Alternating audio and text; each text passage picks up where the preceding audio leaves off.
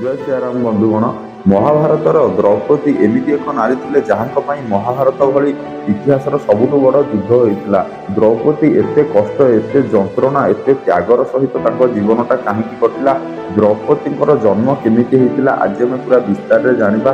ଯଦି ଆପଣମାନେ ଆମ ଚ୍ୟାନେଲରେ ନୂଆ ତାହେଲେ ଚ୍ୟାନେଲକୁ ସବସ୍କ୍ରାଇବ କରି କମେଣ୍ଟ ବକ୍ସରେ ଜୟ ଶ୍ରୀକୃଷ୍ଣ ଲେଖିଦିଅ। ଗୁରୁ ଦ୍ରୋଣାଚାର୍ଯ୍ୟଙ୍କ ପ୍ରତିଶୋଧ ନେବା ପାଇଁ ବା ଗୁରୁ ଦ୍ରୋଣାଚାର୍ଯ୍ୟଙ୍କ ପ୍ରତିକାର ନେବା ପାଇଁ ଯେତେବେଳେ ଗୁରୁ ଦ୍ରୋଣାଚାର୍ଯ୍ୟ ପାଣ୍ଡବ ଏବଂ କୌରବ ମାନଙ୍କର ଶିକ୍ଷା ସମ୍ପନ୍ନ କଲେ, ତ ସେ ତାଙ୍କର ଗୁରୁ ଦକ୍ଷିଣା ରୂପେ ପାଞ୍ଚାଲ ନରେଶର ହାର ମାଗିଥିଲେ, ଯାହାଫଳରେ କି ଅର୍ଜୁନ ଯାଇ ପାଞ୍ଚାଲ ନରେଶ ସହିତ ଯୁଦ୍ଧ କରିଥିଲେ ଏବଂ ପାଞ୍ଚାଲ ନରେଶଙ୍କୁ ପରାସ୍ତ କରିଥିଲେ ଏବଂ ଗୁରୁ ଦ୍ରୋଣାଚାର୍ଯ୍ୟଙ୍କ ପାଦ ତଳେ ଆଣି ଅର୍ପଣ କରିଦେଇଥିଲେ ଗୁରୁ ଦକ୍ଷିଣା ସ୍ୱରୂପରେ। ଯାହାଫଳରେ କି ସେଇ ରାଗରେ ପାଞ୍ଚାଲ ନରେଶ ଯେତେବେଳେ ଅଧା ରାଜ୍ୟ ନେଇଗଲେ କିଏ ଗୁରୁ ଦ୍ରୋଣାଚାର୍ଯ୍ୟ, ଯାହାଫଳରେ କି ପାଞ୍ଚାଲ ନରେଶ ଗୋଟେ ଋଷିଙ୍କ ଦ୍ୱାରା ମହାନ ଯଜ୍ଞ କରିବାକୁ ଲାଗିଲେ। ଆଉ ସେଇ ଯଜ୍ଞରୁ ଦେବତାମାନଙ୍କୁ ଆହ୍ୱାନ କରି ସେଇ ଯଜ୍ଞରୁ ଯାଜ୍ଞସେନୀ ଦ୍ରୌପଦୀ ଜନ୍ମ ହୋଇଥିଲେ। ଦ୍ରୌପଦୀ କୋଉ ଭୂମିରୁ କି କାହା ଗର୍ଭରୁ ଜନ୍ମ ହୋଇନଥିଲେ, ଦ୍ରୌପଦୀ ଯଜ୍ଞ କୁଣ୍ଡରୁ ହିଁ ଉତ୍ପନ୍ନ ହୋଇଥିବା କାରଣରୁ ଦ୍ରୌପଦୀଙ୍କୁ ଯାଜ୍ଞସେନୀ ବୋଲି କୁହାଯାଏ। ଆଉ ଦ୍ରୌପଦୀଙ୍କ ସଙ୍ଗେ ଧୃଷ୍ଟଦ୍ୟୁମ୍ନ ଯିଏ ଦ୍ରୌପଦୀଙ୍କ ଭାଇ ରୂପେ ଥିଲେ, ସିଏ ମଧ୍ୟ ସେଇ ଯଜ୍ଞ କୁଣ୍ଡରୁ ହିଁ ଜନ୍ମ ହୋଇଥିଲେ। ଯାହାଫଳରେ କି ଧୃଷ୍ଟଦ୍ୟୁମ୍ନ ଜନ୍ମ ହୋଇଥିଲେ ଗୁରୁ ଦ୍ରୋଣାଚାର୍ଯ୍ୟଙ୍କ ବଧ ପାଇଁ, ଆଉ ଦ୍ରୌପଦୀ ଜନ୍ମ ହୋଇଥିଲେ କୌରବଙ୍କର ବିନାଶ ପାଇଁ। ସେଇ ଉଦ୍ଦେଶ୍ୟରେ ହିଁ ପାଞ୍ଚାଲ ନରେଶ ଯଜ୍ଞ କରିଥିଲେ। ଆଉ ଯେତେବେଳେ ପାଞ୍ଚାଲୀଙ୍କର ସ୍ୱୟଂବର ହେଲା, ତ ସବୁ ରାଜ୍ୟରୁ ରାଜାମାନେ ଆସିଥାନ୍ତି ପାଞ୍ଚାଲୀଙ୍କ ସ୍ୱୟଂବରରେ ଜିତିବା ପାଇଁ ବା ପାଞ୍ଚାଲୀଙ୍କୁ ବଧୂ ରୂପେ ଗ୍ରହଣ କରିବା ପାଇଁ। କିନ୍ତୁ ପାଞ୍ଚାଲୀଙ୍କ ସ୍ୱୟଂବରରେ ଏଇଆ ସର୍ତ୍ତ ଥିଲା ଯେ ଯିଏ କେହି ବି ମାନେ ଆକାଶରେ ମାଛ ଅଛି, ମାଛ ଆଖିକୁ ବାଣ ଦ୍ୱାରା ବା ତୀର ଦ୍ୱାରା ଭେଦ କରିବ ତଳେ ଜଳକୁ ଦେଖିକିରି। ଯାହାଫଳରେ କି କେହି ଏଭଳି ଚ୍ୟାଲେଞ୍ଜକୁ ପୁରା କରିପାରିନଥିଲେ। ସେଇଠି ଅର୍ଜୁନ ଆସିକିରି ସେ ଚ୍ୟାଲେଞ୍ଜକୁ ପୁରା କରିଥିଲେ, ମାଛ ଆଖିରେ ତୀର ଭେଦ କରିଥିଲେ ଆଉ ଦ୍ରୌପଦୀଙ୍କୁ ସେ ବରଣମାଳା ପିନ୍ଧେଇଥିଲେ। ତାପରେ ଯେତେବେଳେ ଅର୍ଜୁନ କୁଟିଆରେ ରହୁଥିବା ତାଙ୍କ ମାତା କୁନ୍ତୀଙ୍କ ପାଖକୁ ଏ ପାଞ୍ଚ ପାଣ୍ଡବ ଆଣିକିରି ଦ୍ରୌପଦୀଙ୍କୁ ଆସନ୍ତି କି ମାତାଙ୍କୁ ଡାକନ୍ତି କି ମାତା ଦେଖ ଆଜି ଅର୍ଜୁନ କଣ ଆଣି ଆସିଛି, କିନ୍ତୁ ମାତାଙ୍କର ପୂର୍ବ ଅଭ୍ୟାସ ଭଳି କି ଯାହା ଆଣିଛ ପାଞ୍ଚ ଭାଇ ବାଣ୍ଟିକିରି ନେଇନିଅ।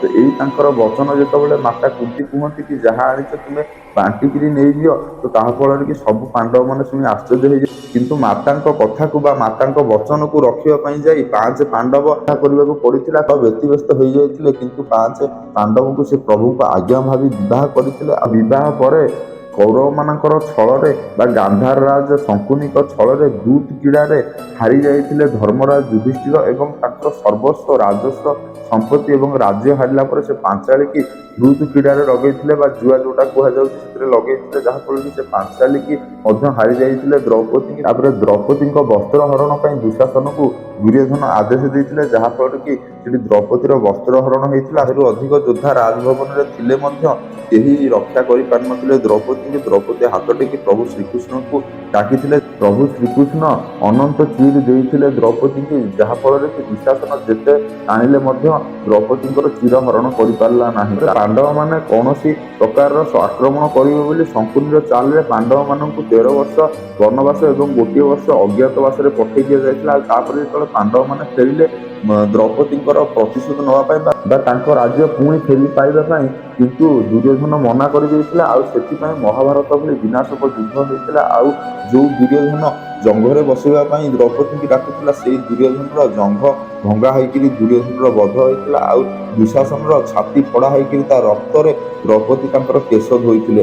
ତ ମହାଭାରତର ଏତେ ବିନାଶକ ଯୁଦ୍ଧ ହେଇଥିଲା। ଦ୍ରୌପଦୀଙ୍କ ପାଇଁ ହିଁ ଧର୍ମର ସ୍ଥାପନା ହେଇଥିଲା। ସେତେବେଳେ ଯୋଉ ଅତ୍ୟାଚାର ଚାଲିଥିଲା ନାରୀମାନଙ୍କ ପ୍ରତି, ଦ୍ରୌପଦୀ ଆସିଥିଲେ ସେଇ ସବୁକୁ ରୋକିବା ପାଇଁ ବା ଗୋଟେ ନୂଆ ଧର୍ମର ସ୍ଥାପନା ପାଇଁ, ଯାହାଫଳରେ କି ଦ୍ରୌପଦୀଙ୍କର ମାଧ୍ୟମରେ ହିଁ ଏତେ ବଡ଼ ମହାଭାରତ ଭଳି ଯୁଦ୍ଧ ହେଲା ବା ଧର୍ମର ସ୍ଥାପନା ହେଲା। ତ ଏବେ ଆପଣମାନେ ଜାଣିଲେ ଦ୍ରୌପଦୀଙ୍କ ଜନ୍ମ କେମିତି ହେଇଥିଲା ବା ଦ୍ରୌପଦୀଙ୍କର ଜନ୍ମର ଉଦ୍ଦେଶ୍ୟ କଣ ଥିଲା। ତ ଯଦି ଆପଣମାନଙ୍କୁ এই ଭିଡ଼ିଓଟି ଭଲ ଲାଗିଥାଏ ତାହେଲେ ଆମ ଚ୍ୟାନେଲକୁ ସବସ୍କ୍ରାଇବ କରି କମେଣ୍ଟ ବକ୍ସରେ ଜୟ ଶ୍ରୀକୃଷ୍ଣ ଲେଖ।